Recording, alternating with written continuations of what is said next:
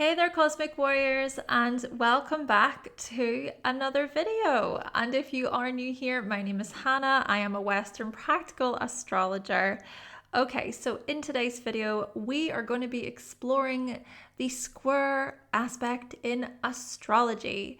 We'll be taking a look at natal and transit squares and squares in Synastry. Stay tuned because we are going to get into it. But before we do, make sure to give this video a like, subscribe, hit the notification bell, and if you are interested in booking a reading with me, then you can visit my website, hannahselsewhere.com. There you can also find my practical astrology ebooks guide, cheat sheets, all that good stuff. All the links to these products will be in the description box down below. And if you want a new video early, ad-free, as well as daily forecasts and PDF guides, head on over to my Patreon. I just want to say thank you so much to my patrons for all of your support. As always, I hope you find this video to be helpful. Let's do this.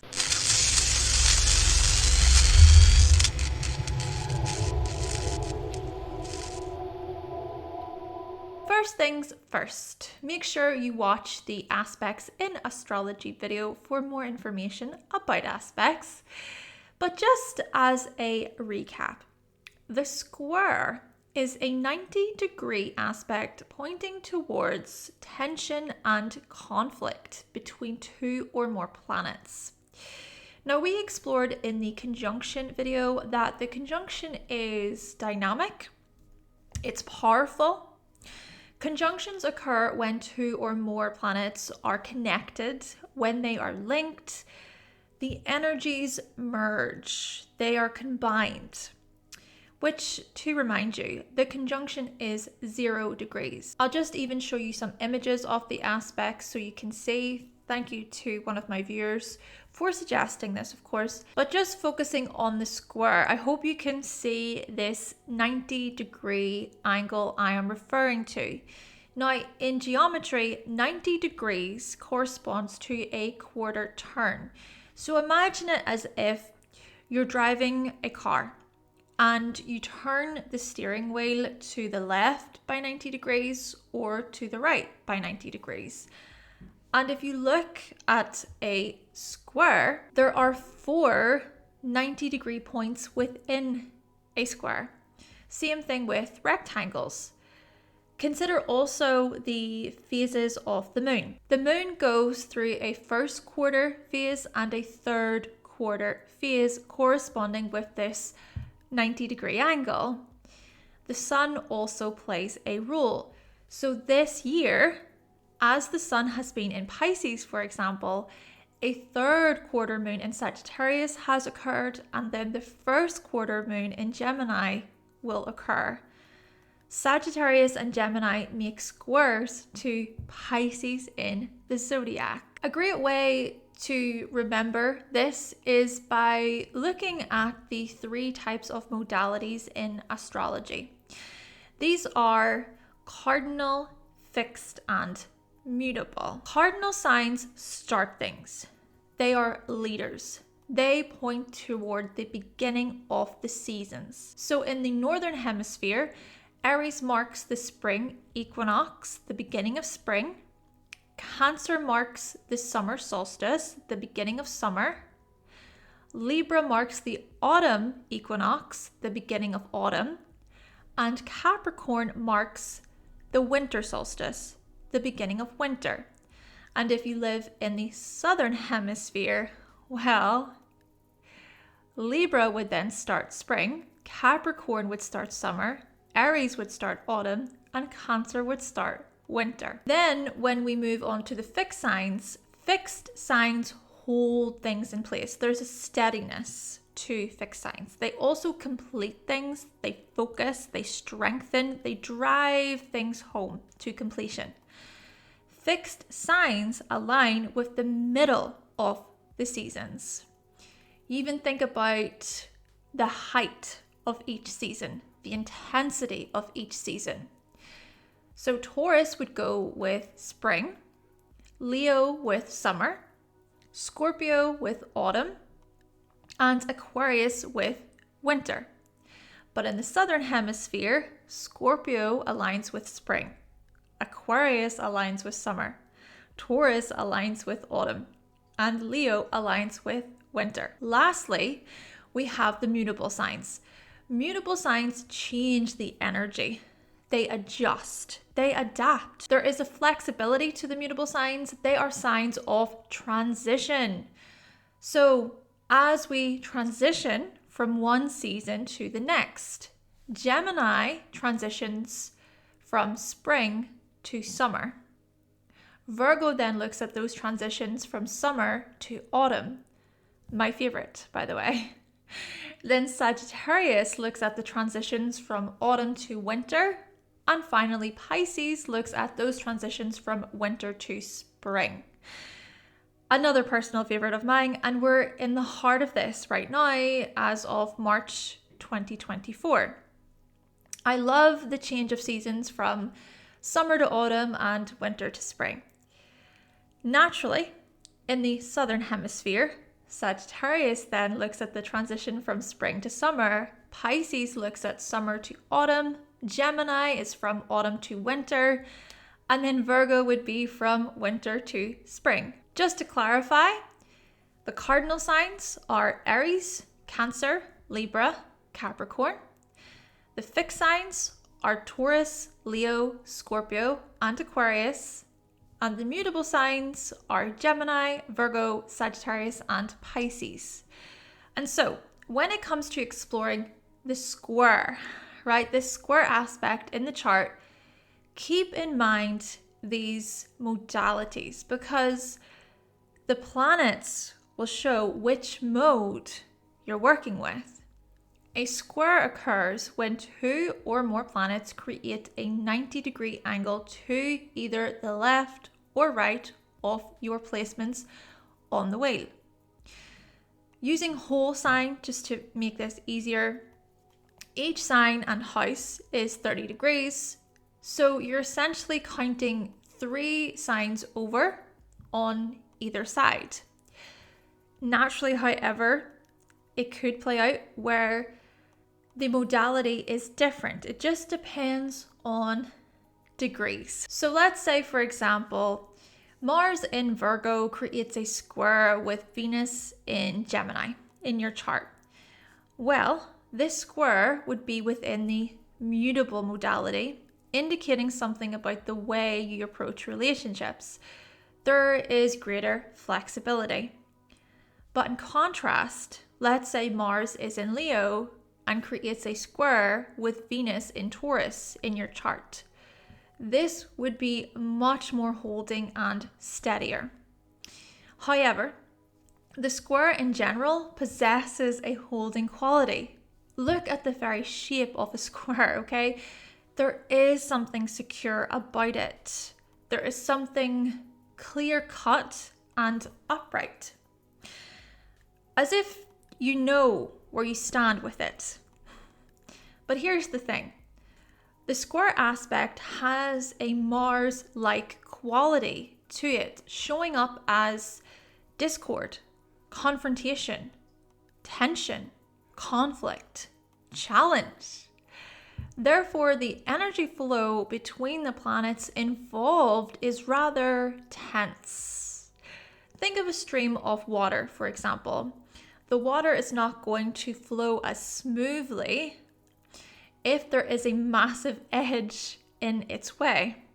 Basically, there can be a challenging energy flow between the planets, between the signs, between the houses involved. Not to mention, it can seem as if the planets involved are speaking a different language due to the planets being in totally different elements. Sure, the mode may be the same, but the element can throw things way off. But does this mean square planets cannot work together? No. In fact, with squares comes growth, motivation, drive. Even signs that square in the zodiac can learn from one another. Take fire versus water signs, for example. Aries squares Cancer, Leo squares Scorpio, Sagittarius squares Pisces. Fire represents spirit, and water represents emotion and feeling. These signs might not see eye to eye at times, but they can certainly learn from each other. They will clash, they will butt heads, but they can also challenge each other in healthy ways. A little challenge, a little tension isn't such a bad thing. I would argue that we need to be challenged in life, because if we only ever preferred our own way of doing things, and we also only prefer to be around people who always agreed with our own way of doing things, we would never expand. We would never push ourselves to try new things. We wouldn't evolve as humans. Therefore, the squares show us how we can face others, how we can stand up against others too, how we can stand up for ourselves. There is a type of pressure which is added within square aspects, a pressure that can make us want to scream at times, become furious, but pressure that can create great opportunities for change. And so squares can be this catalyst, the catalyst we need. So for example, my partner has Sun and Mercury in Cancer. My moon then is in Aries. Therefore, our planets square one another. And the emotional intelligence my partner brings to my life is just mind-blowingly remarkable. I am grateful to have met someone like him. But on the other hand, he loves my firecracker moments. This energy I am describing is within the cardinal modality. And so there is a quality of leadership, direction, and initiation. But if this were a fixed modality mix, the quality would be way more resistant to change, perhaps stubborn, but also highly determined and persistent. Or if this was the mutable modality being activated, the quality would be much more adaptable, flexible, more willing to change, yet at the same time restless and pretty scattered. Therefore, consider the squares in your natal chart. Think about how they show up for you. They will point toward friction and tension, yes, but they can also indicate motivation and drive. There can be clashing in agreement. There can be these frustrations, but we also are able to face such matters with a certain game face. And whilst confrontation can be useful, especially as a way to course correct, too much tension, too much conflict can wear us down, right? So do be wary of this. Be mindful and cautious, because it can also play out where we fight with ourselves or we lose it with others around us. Like I said, there is this Mars-like quality to squares which can be warlike. Now, before we do move on to some examples, I just want to go over a couple of things. I would like to remind you that things like orbs, dignities, and critical degrees, day versus night charts, they matter when exploring the strength of aspects. So do make sure you watch the aspects in your birth chart video as well as the conjunction video for more information about these. But to keep this brief, whilst 90 degrees shows a square can also show up when two or more planets are slightly over or under 90 degrees, right? This is where the orbs come into play.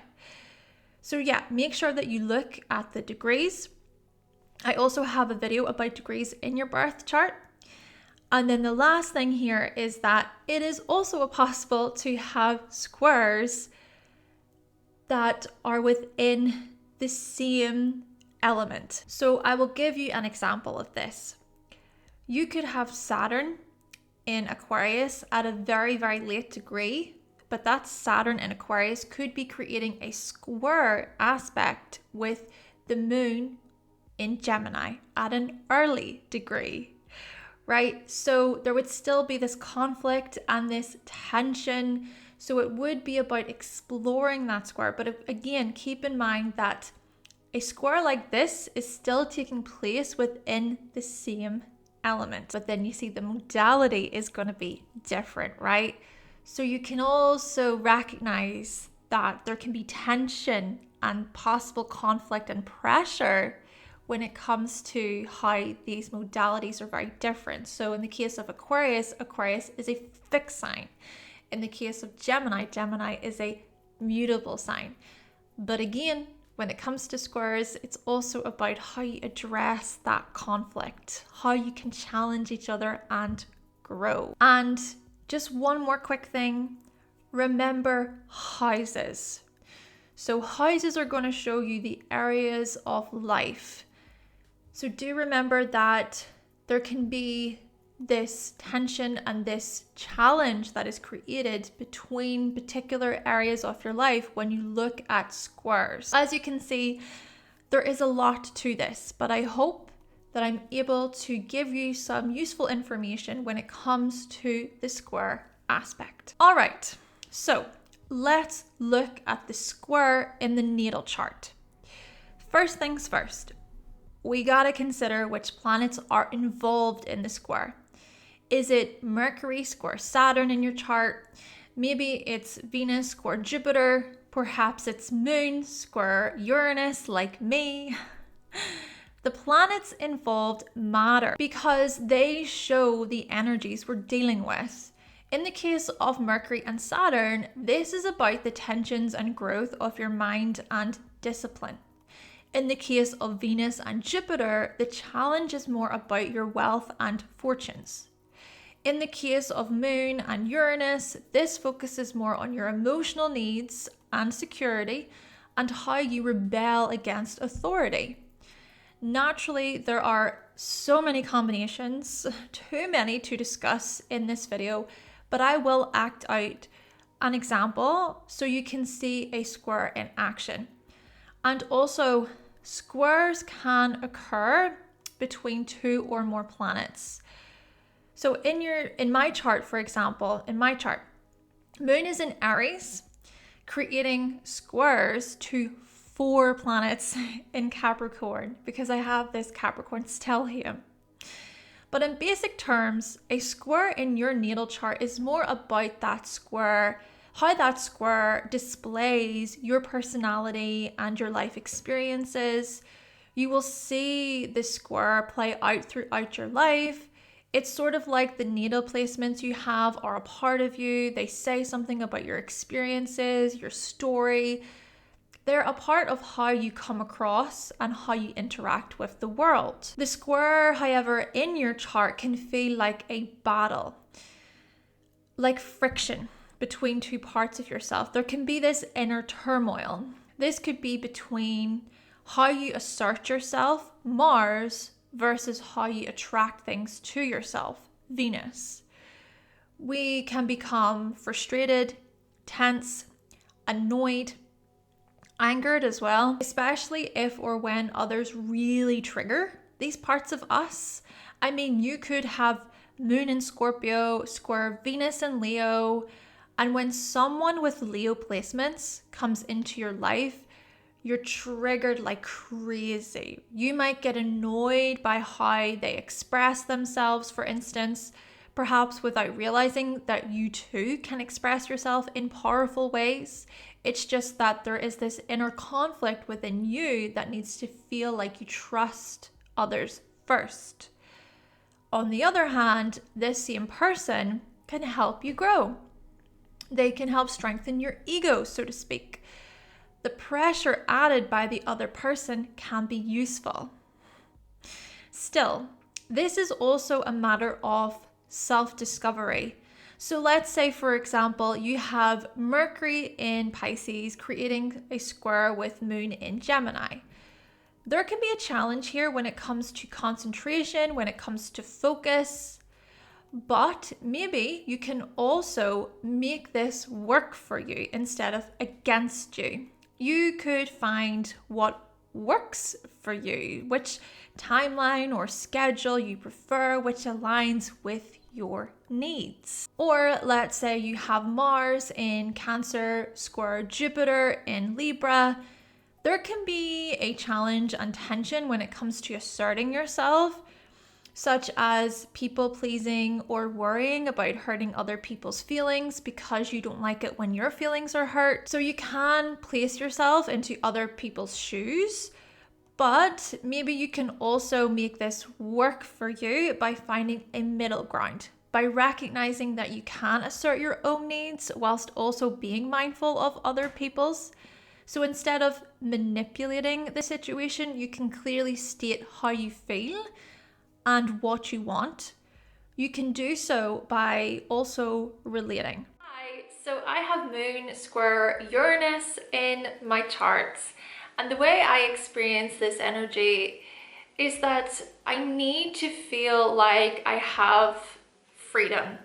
I need to feel like people are not trying to tie me down or constrain me or tell me how to be.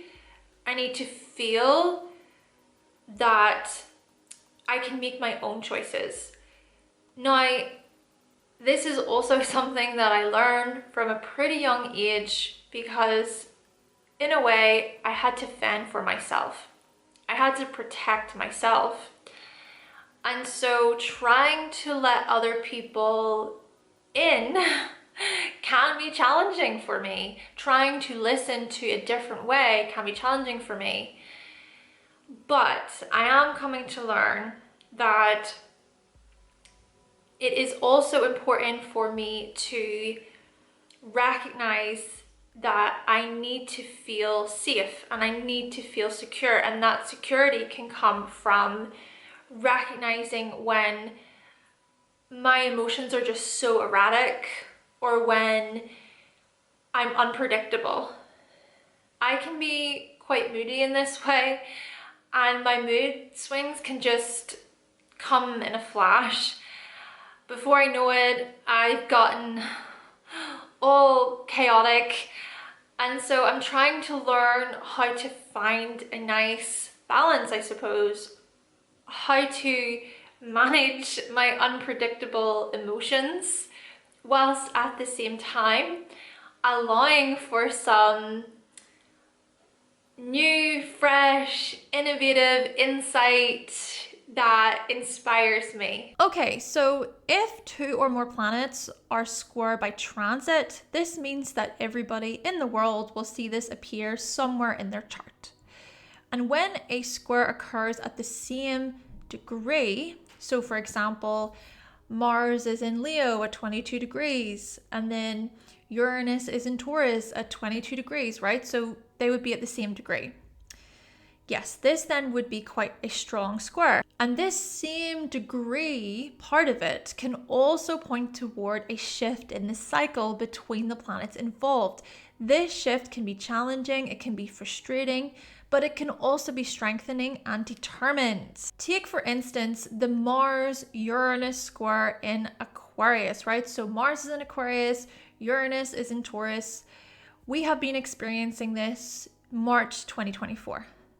That square is a part of a much bigger story, a part of the dance between Mars and Uranus. These planets, Mars and Uranus, created a conjunction, right? August 2022, beginning a new cycle. We talked about this in the conjunction video. So conjunctions look at new beginnings, new cycles. And then fast forward to today, they are creating a square, right? There's a square between the fixed signs. The conjunction highlighted a new cycle to do with our drive, our ambitions, our innovations, and how such things are tied to our resources, our security, our self-worth. And come July 2024, Mars and Uranus will unite again in the sign of Taurus, and so another cycle begins. But you see, it's the square part of the story that signifies tension, frustration, and challenge. And before we know it, we will have learned so many valuable skills we can carry forward into the next cycle. How fascinating, right? But you see, we must also consider your natal placements when it comes to square transits. When a transit planet squares a natal planet in your chart, it can feel like you're being challenged, okay? There is friction. There's this friction between the way you usually do things versus a different way of doing things, being challenged by a different way of doing things.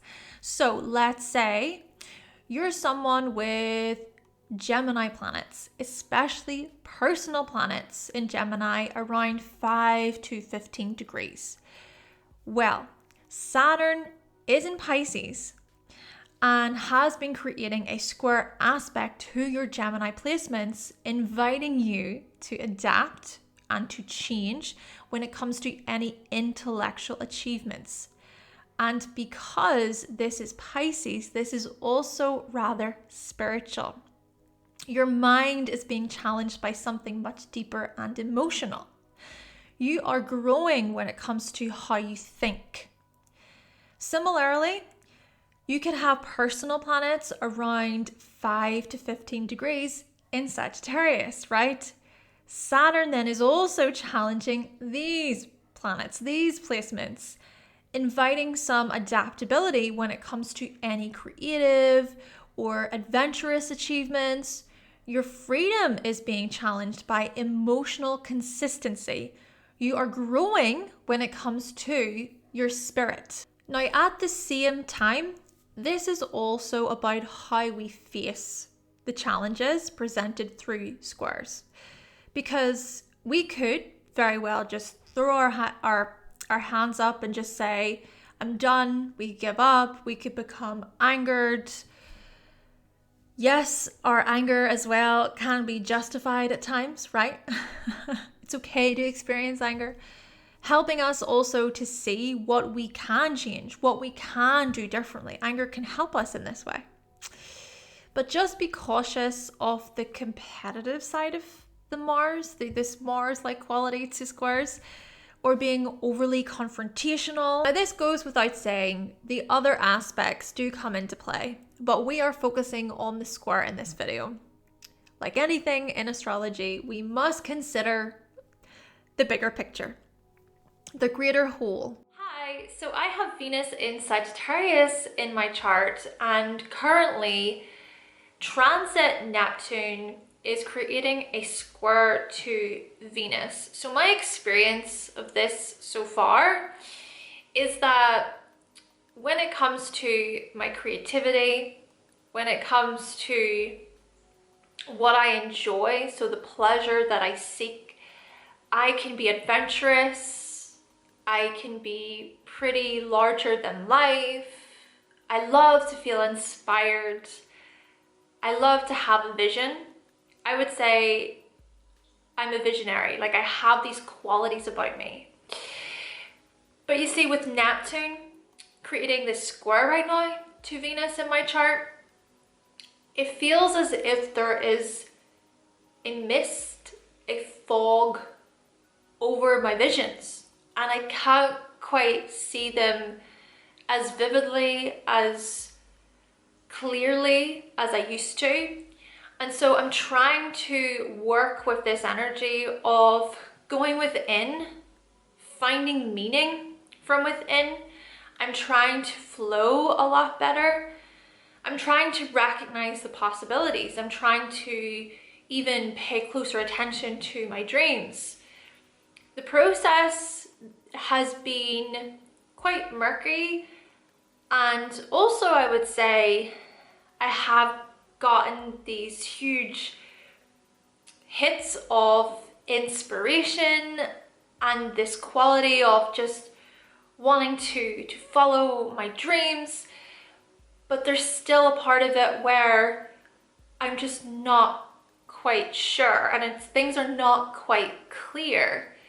But I do have a feeling that once Neptune starts to continue to move, I will be left with so much clarity and healing as well. I'm doing a lot of inner healing right now.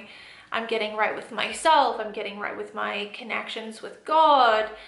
And I've been doing a lot of spiritual practices as a way to go inward, as a way to help me reflect.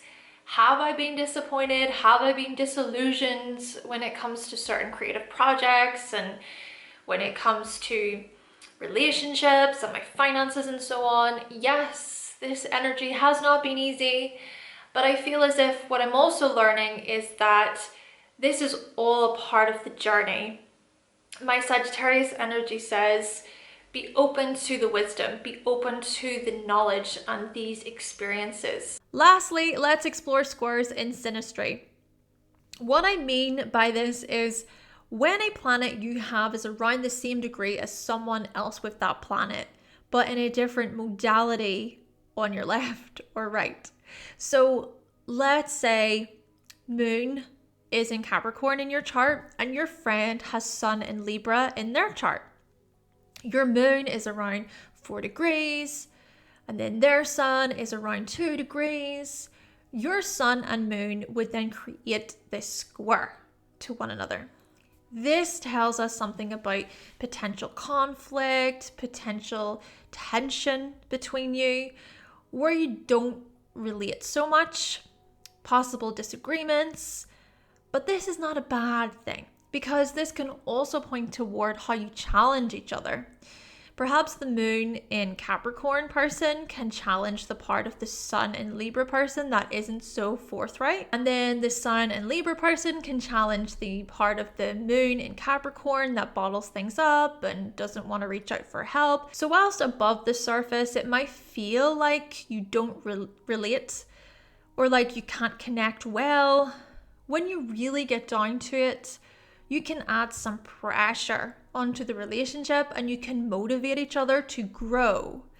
Perhaps you can also relate over the same modality, right?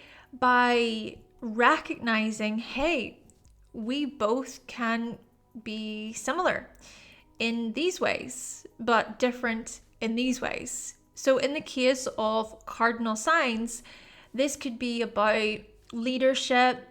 In the case of fixed signs, this could be about dedication.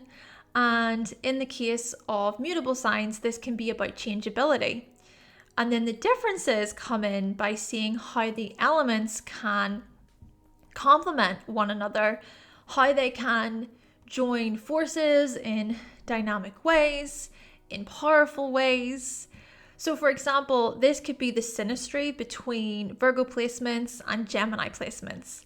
There is relatability in the mode of flexibility and curiosity. And whilst Gemini can inspire Virgo with creativity and many fun and exciting ideas, Virgo can help Gemini out by putting a plan in motion or by creating a useful and practical system.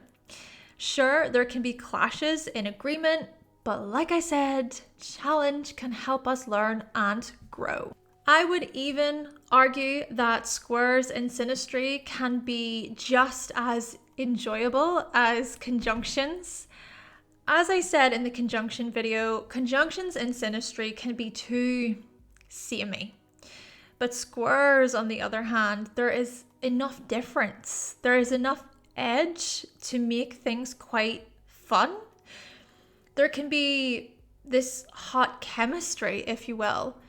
On the other hand, there can be arguments, there can be disputes and getting on each other's nerves, which is not so hot. And to even think about this in terms of, like I was saying earlier, you can have squares that happen within the same element, right? So let's say, for instance, you're someone with Mars in Cancer at a late degree, and then your partner has Venus in Scorpio at a late degree, or an early degree. There could be that square, right? There could be a square between your Mars and your partner's Venus. And so there could be that tension happening, especially when we consider how Cancer is a cardinal sign and then Scorpio is a fixed sign, so the modalities are different, but then there can still be enough of that similar piece, right? The similarities through the same element. Hi, so I have Mercury in Cancer. My partner has Mars in Libra. I would say that when it comes to communication, I'm pretty sensitive to the needs of others. I try to empathize. I try to show some type of care and support. And I'm also a pretty emotional communicator. And yeah, sensitive to what is being said.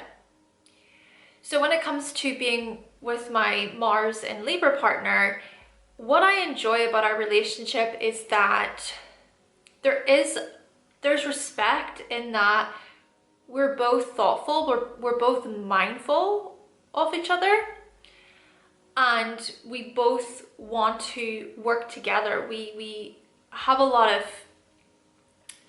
care about the partnership itself. I come at it from a more emotional place, a close place, but then my partner, I feel, also cares a great deal about partnership and how we can discuss things, how we can talk about things. But there can also be times when I feel like I'm being pushed. It can feel as if I'm being judged at times. So instead of me walking on eggshells, I've had to really look within myself, and I've had to communicate when I feel this way, when I feel this tension, this pressure coming from my partner. And by me communicating my feelings, things have been a lot better. Hi, so I have Mars in Libra. I would say that when it comes to partnership, I give it my all. I put a lot of effort into my partnerships.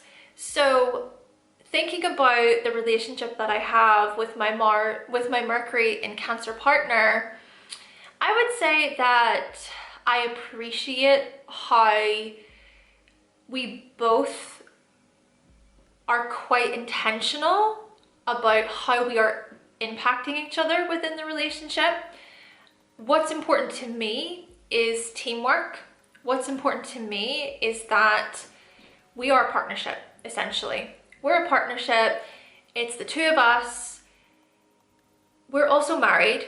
So any decisions that my partner makes, it's also about, okay, what do I think about that? And then vice versa. What decisions am I making, and how does my partner think about it as well? And what do they bring? What opinions do they have? And so there is that, and I value that. It's just that there can be times when I become kind of angered and annoyed at my partner when they keep things in, when they're not very open about how they're feeling. We've discussed at times how my partner can feel as if they have to walk on eggshells, or it can feel as if I'm judging them, and I've had to be very clear that that's not my intention. I don't mean to do that. It's just that I want our relationship to work so badly. Ultimately, I think that we have been able to come from a place of recognizing, okay, how can we be clear? How can we be truthful? I'm also trying to work on being more truthful and honest too, because there can be times when I overlook things, or when I let things just sort of build because I don't want to get into conflict. We're both quite similar in this. We don't like conflict. We don't like to create drama. I do appreciate that about our relationship. But if that continues to build and build, then this is when we can run into issues. So I'm also learning that it's okay to be somewhat direct about matters and situations that frustrate me, that get to me, but at the same time coming at them in a diplomatic way. Okay then, Cosmic Warriors, so that concludes my video talking all about the square aspect in astrology. Please let me know if you find this video to be helpful.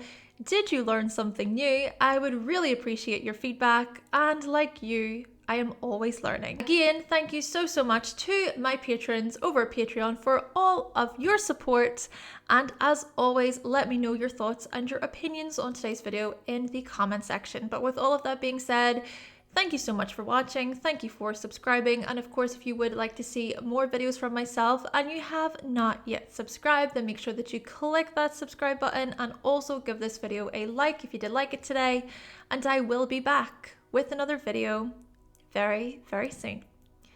Bye!